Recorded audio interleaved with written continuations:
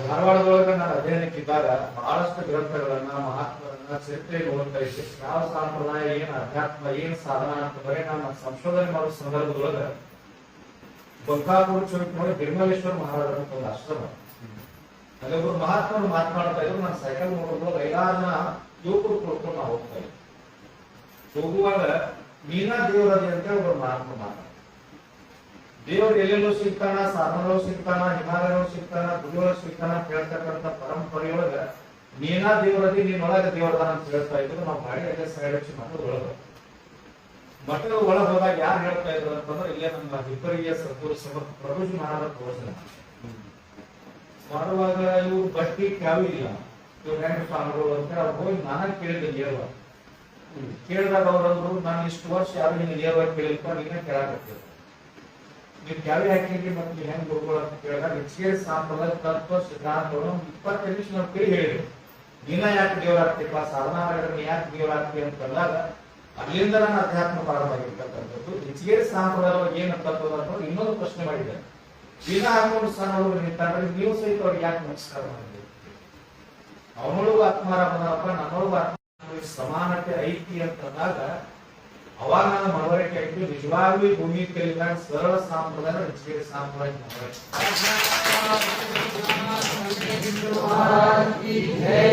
ಇದಾದ ನಂತರ ಯಾರಾಗ್ಲಿ ಗುರುಗಳು ಸಾಧನ ಮಾಡಿದ್ದು, ಸಾಧನೆ ಒಳಗೆ ಕಂಡಿದ್ದು ಯಾರು ಹೊರಗೆ ಹೇಳಂಗಿಲ್ಲ. ಅವರ ಧರ್ಮೇಶ್ವರ ಮಹಾರಾಜರ ಜನ್ಮಭೂಮಿ ಪುಣ್ಯಭೂಮಿ ಅದ ಬಂದು ಸತ್ಯ ಹೇಳ್ತೀನಿ. ನಾನು ಹೆಚ್ಚಿಗೆ ಉನ್ನತಿ ಬಾಬಾಸಾಹೇಬ್ ಮಹಾರಾಜ ಮಠಕ್ಕೆ ಹೋಗಿದ್ದೆ. ಮಠಕ್ಕೆ ಹೋದಾಗ ಹೊರಗಡೆ ಮಡ್ಕೊಂಡಿದ್ದಾಗ ಒಂದು ನಾಗರಾಮ ಹಿಂಗೆ ಸುತ್ತಿದಂಗೆ ಬಂಗಾರ ಸುತ್ತಿದಂಗೆ ಆಗ್ತದೆ. ಮೊದಲನೇ ಸಾರಿ ನನಗೆ ಏನ್ ಸುತ್ತಿದಂಗೆ ಆಗ್ತದಪ್ಪ ಏನಲ್ಲ ಅಂತ ಹೇಳಿ ಒಂದು ಬಾವಿ ಕಾಣಿಸ್ತಿತ್ತು ನನಗೆ. ಯಾವುದೋ ಒಂದು ಮಠಕ್ಕೆ ಬಂಗಾರ ಕಲರ್ ಮೂರ್ತಿ ನಾಗರಾಮ ನಿಂತಿದ್ರು, ಬಾಬಾಸಾಹೇಬ್ ಮಹಾರಾಜ ಮೂರ್ತಿನೇ ಅದೊಂದು ದರ್ಶನ ಆಗುತ್ತೆ. ಅವರ ಹಿಂದೊಂದು ಬಾವಿ ಇದೇನಂತ ಕೇಳಿದಾಗ ಅಲ್ಲಿ ಭಾಷಿಕ ಡಾಕ್ಟರ್ ಅಂತಿದ್ರು, ಈಗ ದೇವಾಲಯರಾಗಿರ್ತಕ್ಕಂಥವ್ರು ಕೇಳಿದ್ರೆ ಬಾಬಾಸಾಹೇಬ್ ಮಹಾರಾಜ್ ಯಾರು, ಸಾಂಪ್ರದಾಯ ಯಾಕೆ ಬಂದ್ರು, ಏನಾಯ್ತು ಅಂತೆಲ್ಲ ಕೇಳ ಇತಿಹಾಸ. ಬ್ರಾಹ್ಮಣ ಸಮಾಜದವರು ಎಷ್ಟು ನಿಸ್ವಾರ್ಥ ಜೀವಿಗಳಿದ್ದಂದ್ರೆ 5,000 ಎಕರೆ ದೇಸಾಯಿ ಹೊಡೆತನ ಮನೆತನ ಭೂಮಿಯವರು, ದೇಶಪಾಂಡೆ ಮನೆತನ, ಅದೆಲ್ಲವನ್ನ ತ್ಯಾಗ ಮಾಡಿ ಸಾಂಪ್ರದಾಯಕ್ಕೆ ಬಂದಾಗ ಹೆಂಗ್ ಬಂತು ಪರಂಪರೆ ಅಧ್ಯಯನ ಮಾಡಿದಾಗ ಗಿರಿಮಲೇಶ್ವರ ಮಹಾರಾಜರ ಚರಿತ್ರೆ ನನ್ನ ಮನಸ್ಸಿಗೆ ಹೆಂಗ ನಾಡ್ತು ಅಂತಂದ್ರ ಜಮಖಂಡಿ ಪ್ರತಿ ಸಾರಿ ಬರ್ತಾ ಇದ್ರು ಬಾಬಾಸಾಹೇಬ್ ಮಹಾರಾಜ್ ಊರಿನಾಗ. ಭಗವಾನಂದ ತಂದೆಯವರು ಶಿವಪ್ರಭು ಮಹಾರಾಜರ ತಾಯಿ, ಶಿವಪ್ರಭು ಮಹಾರಾಜ್ ಕಟ್ಟಿಗೆ ಅಡೆಯದಾಗ ಬಾಬಾಸಾಹೇಬ್ ಮಹಾರಾಜ್ ಭೇಟಿ ಆಗ್ತಾರೆ. ಅವಾಗ ಬಾಬಾಸಾಹೇಬ್ ಮಹಾರಾಜರ ಸಾಕ್ಷಾತ್ ನಡೆದಾಳು ದೇವರು ಅಂತೇಳಿ ಶಿವಪ್ರಭು ಮಹಾರಾಜರು ನಂಬಿದ್ರು. ಇದ ಮಾತ್ರ ಬಾಯಿಂದ ಬಂದಿರತಕ್ಕಂತ ಶಬ್ದ. ಹೆಚ್ಚಿಗೆಯಿಂದ ಬಾಬಾಸಾಹೇಬ್ ಮಹಾರಾಜ ಬಂದಾರ ಅಂತ ಹೇಳ್ತೀವಿ, ನಡೆದಾಳು ದೇವ್ರ ಅಂತ ಹೇಳ್ತೀವಿ, ಒಪ್ಕೊಳ್ತೀನಿಪ್ಪ. ಆದ್ರೆ ಆ ಬಾಬಾಸಾಹೇಬ್ ಮಹಾರಾಜ ಕೊಡ್ತಕ್ಕಂತ ನಾಮಗಳು ಈಗ ತಾನೇ ತಾಯಿ ಗರ್ಭಗಳು ಮೂಡ್ತಕ್ಕಂತ ಪಿಂಡಕ್ಕೂ ಮುಕ್ತಿ ಕೊಡೋ ತಾಕತ್ ಐತೆ ಅಂತ ಕೇಳುವ ಉದ್ದೇಶ. ಅವಾಗ ಶಿವಪ್ರಭು ಮಹಾರಾಜರ ಅರೇಕ್ಷಣ ವಿಚಾರ ಮಾಡಾದ ಬಾಬಾಸಾಹೇಬ್ ಮಹಾರಾಜರು ಬಂದು ನಿಂತು ಹಿಂಗ ಗಿರಿಮಲಪ್ಪ ಸೌಕಾರ ಮೈತ್ರಿ ಅಂತ ಕರೀತಾರೆ, ಹಿಂಗ ಗೆಳೆಯಾರಿ ಅಂತಂದಾಗ ಕರ್ಕೊಂಡು ಬಾ ಅನ್ನೋ. ಕರ್ಕೊಂಡು ಬಂದು ಉಪದೇಶ ಕೊಟ್ಟು ಹೇಳ್ತಾರ, ಈಗ ತಾನೇ ತಾಯಿ ಗರ್ಭಗಳು ಮೂಡು ಪಿಂಡಕ್ಕೂ ಮುಕ್ತಿ ಕೊಡೋ ತಾಕತ್ ಹೆಚ್ಚಿಗೆ ಮಾಡೋದು ಬಾಬಾಸಾಹೇಬ್ ಮಹಾರಾಜರ ನಾಮದೊಳಗೈತಿ. ಇದು ನೀನ್ ಅಷ್ಟೇ ಉದ್ಧಾರ ಮಾಡೋದಿಲ್ಲ, 3 ಜನ ಉದ್ಧಾರ ಮಾಡ್ತಕ್ಕಂತ ಈ ಜಗತ್ತಿನ ಉದ್ಧಾರ ಮಾಡ್ತಕ್ಕಂಥ ಶಕ್ತಿನ ನೋಡಕ್ ಕೊಡ್ತೀನಿ ಭಾಷಣ ಅಂತ. ಅವಾಗ ಗಿರಿಮಲಪ್ಪ ಮಹಾರಾಜ ಸೌಕಾರ ಹೋಗಿ ಗಿರಿಮಲಪ್ಪ ಮಹಾರಾಜರ ಆ ಕಾಲಕ್ಕೆ 86 ಲಕ್ಷ ರೂಪಾಯಿ ಶ್ರೀಮಂತರು. ವ್ಯಾಪಾರಕ್ಕೆ ಹೋದಂದ್ರೆ ಗಿರಿಮಲಪ್ಪ ಸೌಕಾರ ಬಂದು ಬೇಡಿ ಮಾರಾಟ ಮಾಡಿ ವ್ಯಾಪಾರ ಮಾಡಿದ ನಂತರ ಕುಳಿತಿದ ಜನ ಕೇಳುವಂತ ಕಾಲದೊಳಗೆ ಗಿರಿಮಲಪ್ಪ ಸೌಕಾರ ಅನ್ನುವಂಥವ್ರು ಗಿರಿಮಲಪ್ಪ ಮಹಾರಾಜ ಆದ ನಂತರ ಅವಾಗ ಹೆಂಗ ಕಾಲಿರ್ತಾರ ಇಂಚಗೇರಿ ಮಠದೊಳಗ ಬಾಬಾಸಾಹೇಬ್ ಮಹಾರಾಜರ ದೈವಾಧೀನರಾಗಿರ್ತಕ್ಕಂಥ ಒಂದು ಸಂದರ್ಭದವರು ಗಿರಿಮಲಪ್ಪ ಮಹಾರಾಜರಿಗೆ ಇಂಚಗೇರಿ ಮಠಕ್ಕೆ ಸುದ್ದಿ ಸೇರಿ ಹೇಳಿ ಕಳಿಸಿದ್ರು. ಬಾಬಾಸಾಹೇಬ್ ಮಹಾರಾಜ ತೀರ್ಕೊಂಡಾರ, ಬರೀ ನಿಮ್ ಗುರುಗಳು ತೀರ್ಕೊಂಡಾರ ಸೇರಿ ಹೇಳಿದ್ರು. ಅವಾಗ ಕೂಡ ಈ ರೀತಿ ವಿಚಿತ್ರವಾಗಿರ್ತಕ್ಕಂಥ ಸನ್ನಿವೇಶಗಳು ನಡೆದಿರ್ತಕ್ಕಂಥದ್ದು. ಅವು ಗಿರಿಮಲಪ್ಪ ಮಹಾರಾಜ ಊಟ ಕುಂತಿರ್ತಾರ, ಒಟ್ಟಿದ ಬನ್ನಿ ಸುಟ್ಟಂಗ ಹಾಕಿರ್ತದ, ನೆಗಿನ ಹಾಕಿದ್ರು ಶಲಿ ಹುಟ್ಟಂಗ.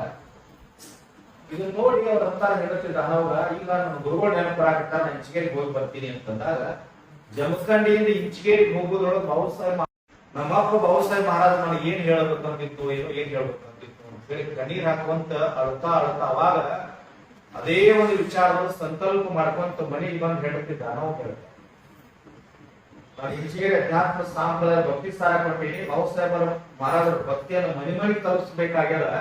ನಾ ಹೊಂಟೀನಿ, ಇದು ಜಗತ್ತಿನ ಕೇಳ್ತದ. ಇಂಚಿಗೇರಿ ಮಠದ ಸದ್ಗುರು ಸಮರ್ಥ ಗಿರಿಮಲ ಮಹಾರಾಜ ಯಾರಂತ ಕೇಳಿದ್ರೆ ಜಮಖಂಡಿ ದಾನವನ ಗಂಡ ಅಂತ ನಿನ್ನ ಮ್ಯಾಗ ಏನ್ ಹೇಳುವಂತಂದ್ರ ಇಂಚಿಗೇರಿ ಮಠದ ಸದ್ಗುರು ಸಮರ್ಥ ಗಿರಿಮಲ ಮಹಾರಾಜರ ಮಗಳ ದಾನವತ್ತ. ಅವಾಗ ಕಣ್ಣೀರ್ ಹಾಕೋದಿಲ್ಲ ದಾನವತ್ತ, ಒಂದೇ ಮಾತು ಹೇಳ್ತಾರ, ಅವನ ನಂಬಿ ಬಂದ ಮೇಲೆ ಅವನಂತಾಗದಿದ್ದರೆ ಭುವನಕ್ಕೆ ಬಂದು ಫಲವೇನು ಅನ್ನೋ ರೀತಿ ಒಳಗ ನೋಡ್ರಿಪ್ಪ ಮಾತು ನಡೆಸ್ಕೊಡ್ತೇವೆ, ನಮ್ದು ಒಂದು ಮಾತು ನಡೆಸ್ಕೊಡ್ರಿ ಅಂತ ಮಾತು ತಗೊಳ್ತಾಳ. ಇನ್ ಮ್ಯಾಗ ಇಂಚಿಗೇರಿ ಮಠದ ಗಿರಿಮಲ ಮಹಾರಾಜರ ಮಗಳಂತಾನೆ ಜಗತ್ತು ಹೇಳ್ತೀನಿ, ನಿಮಗೂ ಕೇಳ್ತದ. ಜಮಖಂಡಿ ದಾನವ ಯಾರಂತ ಕೇಳಿದ್ರೆ ಹೆಂಡತಿ ಅಂತ ಹೇಳ್ಬೇಡ್ರಿ, ಸದ್ಗುರು ಸಮರ್ಥ ಗಿರಿಮಲ ಮಹಾರಾಜರ ಮಗಳಂತ ನೀವು ಜಗತ್ತಿದ್ದಾರೆ. ಈ ಎಲ್ಲ ವಿಷಯಗಳನ್ನ ಇಂಚಿಗೇರಿ ಅಧ್ಯಾತ್ಮ ಸಂಪ್ರದಾಯದ ನೋಡಿದಾಗ ರಾಮ ಸೀತೆಯ ವೈರಾಗ್ಯವನ್ನು ಹೇಳ್ತಾರೆ, ಚರಿತ್ರೆಯನ್ನು ಕೇಳ್ತಾರೆ. ಆದ್ರೆ ಇಂಚಿಗೇರಿ ಅಧ್ಯಾತ್ಮ ಸಂಪ್ರದಾಯದೊಳಗ ಗಿರಿಮಲ ಮಹಾರಾಜರ ಜೀವನ ಚರಿತ್ರೆಯನ್ನು ನೋಡಿದರೆ ಜಗತ್ತಿನ ನಿಜವಾದ ವೈರಾಗ್ಯ ಮೂರ್ತಿ ಸೂರ್ಯ ಸಾಕಾರ ಮೂರ್ತಿ ಅಂದ್ರೆ ಗಿರಿಮಲ ಮಹಾರಾಜ. ಇಂಚಿಗೇರಿ ಮಠದೊಳಗ ದೋತ್ರ ಕಡಿಯನ್ನು ಕಟ್ಕೊಂಡು ಕಂಬು ಕಟ್ಕೊಂಡು ಧ್ಯಾನ ಮಾಡ್ತಿರ್ತಾರ. ಕಣ್ಣೂರು ಸುದೀಪ್ ಸ್ವಾಮಿಗಳು ನಿಂತಿರ್ತಾರ. ಬಹುಸಾಹ ಮಹಾರಾಜ ಆ ಕಡೆಯಿಂದ ಬಂದು ಕೇಳ್ತಾರ, ಗಿರಿಮಲಪ್ಪ ಎಂತ ಧ್ಯಾನ ಮಾಡಕತ್ತೀವಿ ಅಂತ ಹೇಳಿ ಕಣ್ಣೀರ್ ಹಾಕ್ತಾರ. ಏನು ಬೇಕು ಕೇಳಂದಾಗ ಗಿರಿಮಲಪ್ಪ ಮಹಾರಾಜ ಕೈ ಮ್ಯಾಗ ಕೈ ಹಾಕ್ರಿ, ಮಾತು ಕೊಟ್ರೆ ಕೇಳ್ತೀನಿ ಅಂತ ಹೇಳ್ತಾರೆ. ಗಿರಿಮಲಪ್ಪ ಮಹಾರಾಜ ಬಂಗಾರ ಬೆಳ್ಳಿ ಮನಿ ಒಡಿ ವಸ್ತ್ರ ಏನೂ ಕೇಳುದು. ಏನು ಕೇಳ್ತಾರ ಅಂದ್ರೆ ಯಪ್ಪ ಈ ಸಂಪ್ರದಾಯ ಭಕ್ತಿ ಪರಂಪರೆಯನ್ನು ಜಗತ್ತಿಗೆ ಹಂಚಬೇಕಾಗಿದ, ನಾನು ವಂಶ ನಿರ್ವಂಶ ಒಂದು ಆಶೀರ್ವಾದ ಮಾಡಿ ಹೇಗಿರ್ಬೇಕು ಸಂಪ್ರದಾಯ. ಒಬ್ಬ ಗುರು ಒಂದು ಮಠ ಮಂದಿರ ಒಡವೆ ವಸ್ತ್ರ ಕಟ್ಟಡಗಳನ್ನು ಕೇಳಿಲ್ಲ, ಬಂಗಾರ ಬೆಳ್ಳಿ ಕೇಳಿಲ್ಲ, ನಾನು ಇಡೀ ವಂಶ ನಿರ್ವಂಶ ಮಾಡುವಂತ ಕೇಳಿರ್ತಕ್ಕಂಥ ಸಂಪ್ರದಾಯ. ಅಂತ ಗಿರಿಮಲ ಮಹಾರಾಜರನ್ನ ಇಂಚಿಗೇರಿ ಮಠದೊಳಗೆ ಇದ್ದಾಗ ಸರಿಯಾಗಿ ನಡೆಸ್ಕೊಳ್ಳಿಲ್ಲ. ಇಲ್ಲೇ ಜಮಖಂಡಿ ಭಾಗದ ಜಗದಾಳ ನಾವು ಈ ತರ ಹಲವಾರು ಹಳ್ಳಿಯೊಳಗ ಹೊಳಸಾಲ ದಂಡಿ ಒಳಗೆ ತಿರುಗಾಡಿ ಭಕ್ತಿಯನ್ನು ಬೆಳೆಸಿರ್ತಕ್ಕಂಥ ಗಿರಿಮಲ ಮಹಾರಾಜರ. ಒಂದ್ ಸಾರಿ ಏನಾಗ್ತದ, ಇಂಚಿಗೇರಿ ಮಠದಾಗ ಬಾಬು ಸಾಹೇಬ್ ಮಹಾರಾಜ ಸಪ್ತಾಹ ನಡೆದಿರ್ತದ. ಜಮಖಂಡಿ ಒಳಗೆ ಹೆಂಡತಿ ದಾನವ ಸುದ್ದಿ ಕೇಳ್ಕೊಂಡು ಸುದ್ದಿ ಬರ್ತದ. ಅವಾಗ ತಮ್ಮ ಐನಾರು ಪ್ರಭುಗಳಿಗೆ ಹೇಳ್ತಾರ, ಯಾರಿಗೂ ಹೇಳ್ಬೇಡಪ್ಪ, ಗುರುವಿನ ಸಪ್ತಾಹ ನಡೆದ, ಸಾವಿರಾರು ಮಂದಿ ಭಜನೆ ಒಳಗದಾರ, ಪ್ರಸಾರ ಮಾಡೋದಾರ, ಸತ್ ಸುದ್ದಿ ಹೇಳ್ಬೇಡ, ಗುರುವಿಗೆ ಆಗಂತುಕ ಶಬ್ದ ಮಾಡ್ಬೇಡಪ್ಪ ಅಂತ. ಹೋಗ ಜಮಖಂಡಿಗೆ ಕಂಬಳಿ ಒಳಗೆ ಸುತ್ತಿ ಹೋಗಿ ಮಣ್ಣು ಮಾಡಿದ. ಸಪ್ತಾಹ ಮುಗಿದ ಒಂದು 5-6 ದಿನ ತರುವಾಯ ಕರ್ಮ ಕಳ್ಕೋಬೇಕಲ್ಲ, ಹೆಂಡತಿಯನ್ನು ಮಾತಾಡ್ಸಿ ಅಂತ ಹೇಳಿ ಎತ್ತಿನ ಬಂಡಿ ಒಳಗೆ ಬರ್ತಿರ್ತಾರ. ಇವತ್ತೇನು ಜಮಖಂಡಿ ನದಿ ಐತಿ, ಅಲ್ಲಿ ಬಂದ ಕೈಕಾಲ್ ತಕ್ಕೋಬೇಕಂತ ಕರೆಯಿಲ್ಲ. ಒಂದ್ 5-6 ಜನ ತಾಯಿನ ಹೆಣ್ಮಕ್ಳು ಬಟ್ಟಿ ಒಗಿತಾ ಮಾತಾಡ್ತಿರ್ತಾರ. ಯಾರೋ ಇಂಚಿಗೇರಿ ಮಠಕ್ಕೆ ಮಹಾರಾಜ ಆಗ್ಯಾನ ಅಂತ, ಹೆಂಡತಿ ಸತ್ರು ಬರ್ಲಿಲ್ಲ ಅಂತ, ಇಂಥವ್ರನ್ನ ಕಟ್ಕೊಂಡು ಏನ್ ಕರ್ಮ ಹೊಂದಿದ್ದು ಮಾತಾಡ್ತಿರ್ತಾರೆ. ಅವಾಗ ಗಿರಿಮಲಪ್ಪ ಮಹಾರಾಜ ಕಿವಿಗೆ ಬೀಳ್ತದ. ಎದ್ದು ಬಂದ ಚಕ್ರಿ ಒಳಗ ಅಂದ್ರ ಗಾಡಿ ಒಳಗ್ ಕುಂತ ಹೇಳ್ತಾರ, ಎತ್ತಿನ ಬಂಡಿ ಬಳಸಪ್ಪ, ಜಮಖಂಡಿ ಬೇಡ, ಇಂಚಿಗೇರಿ ಹೋಗೋಣ. ಯಾಕ್ರಿ ಮಹಾರಾಜ ಮತ್ ಜಮಖಂಡಿ ಹೋಗಿ ಕರ್ಮ ಕಳ್ಕೊಂಡು ಅವಾರ ಮಾತಾಡ್ಸೋಣ ಅಂತ ಬಂದಿರಿ, ಮತ್ ಯಾಕೆ ವಾಪಸ್ ಬಡ್ಯಾಕತ್ತೀರಿ ಅಂತ ಅಂದಾಗ ಗಿರಿಮಲಪ್ಪ ಮಹಾರಾಜರು, ಇಂಚಿಗೇರಿ ಮಠದಿಂದ ಯಾವ ಕರ್ಮ ಕಳ್ಕೋಬೇಕಂತ ಜಮಖಂಡಿ ಕಡೆ ಹೊಂಟಿನಪ್ಪ, ಇಲ್ಲೇ ನದಿ ದಡದೊಳಗೆ ಎಲ್ಲಾ ತಾಯಿನ ಹೆಣ್ಮಕ್ಳು ಮಾತಾಡಿ ನನ್ ಕರ್ಮ ಕಳ್ದಾರು, ಇನ್ಯಾವ ಕರ್ಮ ಕಳ್ಕೊಳಕ್ ಜಮಖಂಡಿ ಹೇಳ್ತೀನಿ, ನಡಿ ಭರವಸೆ ಮಾಡಬೇಕು. ಇಷ್ಟು ವೈರಾಗ್ಯದ ಸಂಪ್ರದಾಯ, ಇಷ್ಟು ಸೂರ್ಯ ಸಾಕಾರ ಮೂರ್ತಿ ಗಿರಿಮಲೇಶ್ವರ ಮಹಾರಾಜರು. ಯಾಕೆ ಈ ಮಾತಿ ಸಂದರ್ಭ ನೆನಪು ಮಾಡ್ಕೊಳಿ ಅಂತಂದ್ರೆ, ಸದ್ಗುರು ಸಮರ್ಥ ಕಲ್ಮೇಶ್ವರ ಮಹಾರಾಜ ಧಾರವಾಡ ಹತ್ರ ಹೆಸರು ಅಂತ ಗುರುಗಳು, ಯಾರೋ ಒಬ್ಬರು ಜಗದ್ಗುರುಗಳು ಬರೋರು ದಲಿತ ಕೇರಿ ಒಳಗ ಪಾದ ಪೂಜೆ ಮಾಡ್ಕೊಳ್ತೇನೆ ಅಂತ ಕೇಳಿ.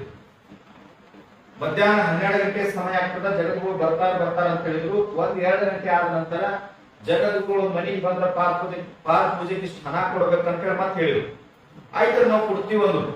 5-6 ಗಂಟೆ ಆದ್ರೂ ಜಗದ್ಗುರುಗಳು ಬರಲಿಲ್ಲ. ಎಲ್ಲಾ ದಲಿತ ಸಮಾಜದ ಬಂಧುಗಳು ಏನ್ ಮಾಡ್ಯಾರ, ಮನೆ ಮುಂದೆ ರಂಗೋಲಿ ಹಾಕಿ, ಹೂ ಹಾಕಿ, ತೋರಣ ಕಟ್ಟಿ ಬಹಳ ಸಿಂಗಾರ ಮಾಡಿದ್ರು. 100 ಗ್ರಾಮಗಳು. 7 ಗಂಟೆ ಆದ್ರೂ ಸರಿ ಜಗದ್ಗುರು ಬರಲಿಲ್ಲ. ಈ ಜಗದ್ಗುರು ಬರಂಗಿಲ್ಲ ಅಂತ ಹೇಳಿದ್ರು. ಅಲ್ಲೇ ನಮ್ಮ ಸಂಪ್ರದಾಯದ ಕಲ್ಮೇಶ್ವರ ಮಠ ಅದ. ಮಠದ ಮುಂದೆ ಕಲ್ಮೇಶ್ವರ ಮಹಾರಾಜರ ಗಾಡಿ ಸ್ಥಿತಿ ಮನೆಯಿಂದ ಬಂದಲ್ಲಿ. ಅವಾಗ 200 ಗ್ರಾಮಗಳಿಗೆ ಇರತಕ್ಕಂತ ಎಲ್ಲ ಹಿರಿಯರು, ದಲಿತ ಬಂಧುಗಳು, ಯುವಕರೆಲ್ಲ ಕೂಡ್ಕೊಂಡು ಕಲ್ಮೇಶ್ವರ ಮಹಾರಾಜ ಹತ್ರ ಬರ್ತಾರ.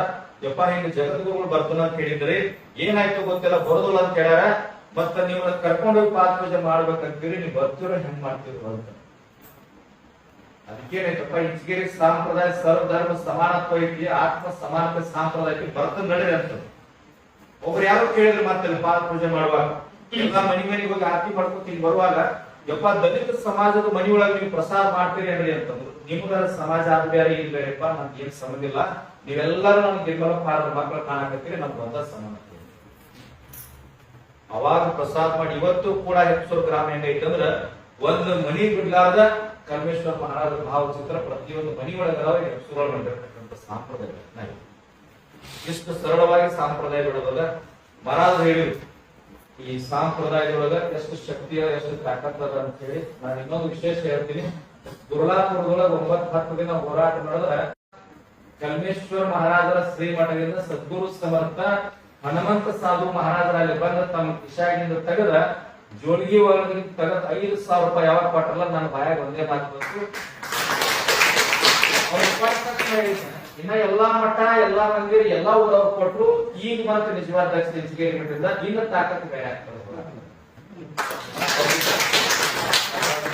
ಬರುವಾಗ ಒಂದ ಮೈಕ್ ಒಂದು ಆಶೀರ್ವಾದ ಮಾಡಿದ್ರು. ನಾ ಉತ್ಪ್ರೇಕ್ಷೆ ಮಾಡ್ತಾ ಇಲ್ಲ, ನೀವೇನ ಸಂಕಲ್ಪ ಮಾಡಿರಿ, ನಿಮ್ಮ ತಾಕತ್ತೇನಂತ ಇಂಚಗೇರಿ ಸಂಪ್ರದಾಯ ಆ ಸಂಕಲ್ಪ ಹಿಡಿಯಂತ ಅಂತ ಹೇಳಿದ್ರು. ಅವ್ರು ಹೇಳಿ ಬಂದ ತಕ್ಷಣ ಅದ್ ಕಾರ್ಯಗತಿ ಹೆಂಗಾತಂದ್ರ ಇಂಚಗೇರಿ ಸಂಪ್ರದಾಯದ ಯಾವುದೇ ಒಬ್ಬ ನಾಂದಾರಿಕಾಗ್ಲಿ ವ್ಯಕ್ತಿ ಸಂಕಲ್ಪ ಮಾಡಿ ನಿಂತ ಅಂತಂದ್ರ ಗುರುಲಿಂಗ ಜಂಗ ಮಹಾರಾಜರಾಜೆ ಎಲ್ಲಾ ಗುರುಗಳು ಬಂದು ನಿಂತ ಆಶೀರ್ವಾದ ಮಾಡ್ತಾರ. ಅಲ್ಲಿಗೆ ನಮ್ಮ ಸಂಪ್ರದಾಯದ ಗುರುಗಳು ಯಾವ ಬಂದಿದ್ದಿಲ್ಲ. ನಾನು ನೇರವಾಗಿ ಮಾತಾಡ್ತೀನಿ. ನಮ್ಮ ಸಂಪ್ರದಾಯ ಗುರುಗಳು 9 ದಿನ ನಡೆದ್ರೆ ಯಾರು ಕೂಡ ಗುರ್ಲಾಪುರ ಕಡೆ ಹೊಳ್ಳಿ ನೋಡ್ಲಿಲ್ಲ, ಏನ್ ನಡೆದೋದಂತ ಮಾತಾಡ್ತಿಲ್ಲ. ಆದ್ರೆ ಇಂಚಗೇರಿ ಅಧ್ಯಾತ್ಮ ಸಂಪ್ರದಾಯದೊಳಗ ಒಬ್ಬ ಸಾಧನ ಮಾಡ್ತಿರ್ತಕ್ಕಂಥವ್ನು ನಾಮದಾರಿಕ ಸರಳ ವ್ಯಕ್ತಿ, ಪ್ರಾಮಾಣಿಕ ಇದ್ರ ಗಿರ್ಮಲ ಪಾದರ ಯಾವ್ದಾದ್ರು ಒಂದು ರೂಪದಾಗ ಒಬ್ಬ ವ್ಯಕ್ತಿಯನ್ನ ಸದ್ಗುರು ಕಳಿಸ್ಕೊಡ್ತಾರ. ಅದಕ್ಕೆ ಸದ್ಗುರು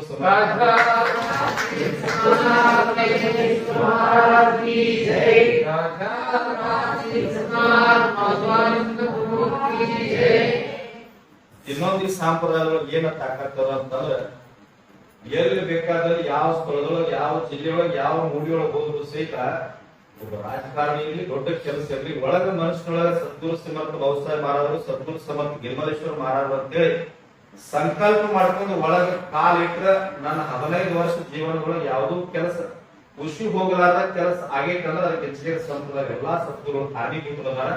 ಅಂತ ಒಂದು ಸಂಪ್ರದಾಯದೊಳಗೆ ನಾವು ನೀವೆಲ್ಲ ಜನ್ಮ ಎತ್ತೀವಿ. ಇಂಥ ಗುರುಗಳ ಶಿಷ್ಯರ ನಾವು ಒಂದು ವಿಚಾರ ತಮಗೆ ವ್ಯಕ್ತಪಡಿಸ್ತೀನಿ, ಯಾವ್ದು ತಪ್ಪು ತಿಳ್ಕೊಬೇಡ್ರಿ. ಬಹುಸಾಹೇಬ್ ಮಹಾರಾಜರಾಗಿದ್ರು, ಗಿರ್ಮಲ ಮಹಾರಾಜರಾಗಿದ್ರು, ಮಾಧವಾನಂದರಾದ್ರು, ಸಂಗಮೇಶ್ವರ ಆದ್ರು, ಕಲ್ಮೇಶ್ವರ ಮಹಾರಾಜರಾಗಿದ್ರು. ನಾಯನ್ ಹೊಗಳತ್ತ ಇಲ್ಲ, ವಾದೊಳಗೆ ನಾವು ಹುಡುಕಾಡ ಹಿಂಗಿತ್ತು ಗುರುಗಳು. ಅವಾಗ ದರ್ಶನ ಮಾಡ್ಕೊಳ್ಳಿಲ್ಲ, ಸ್ಪರ್ಶನ ಮಾಡಿಲ್ಲ, ಸಂಭಾಷಣೆ ಮಾಡ್ಲಿಲ್ಲ.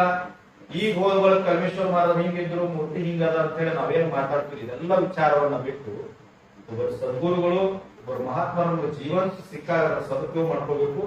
ನಾವಷ್ಟ ಬರೋದಿಲ್ಲ, ನಮ್ಮ ಮನೆಯೊಳಗೆ ಇರ್ತಕ್ಕಂಥ ಎಲ್ಲಾ ಯುವಕರನ್ನ ತಂದು ಗುರುವಿನ ಪಾದಕ್ಕೆ ಹಾಕಿ ಆದ್ರ ನಿಜವಾಗ್ಲೂ ಸಂಸ್ಕಾರವಂತ ಗ್ರಾಮ ಶ್ರೀಗುರುಷಿ ಆಗ್ತದ ಅಂತ ಹೇಳಿ 12 ಮಾತುಗಳನ್ನು ನಾವೆಲ್ಲರೂ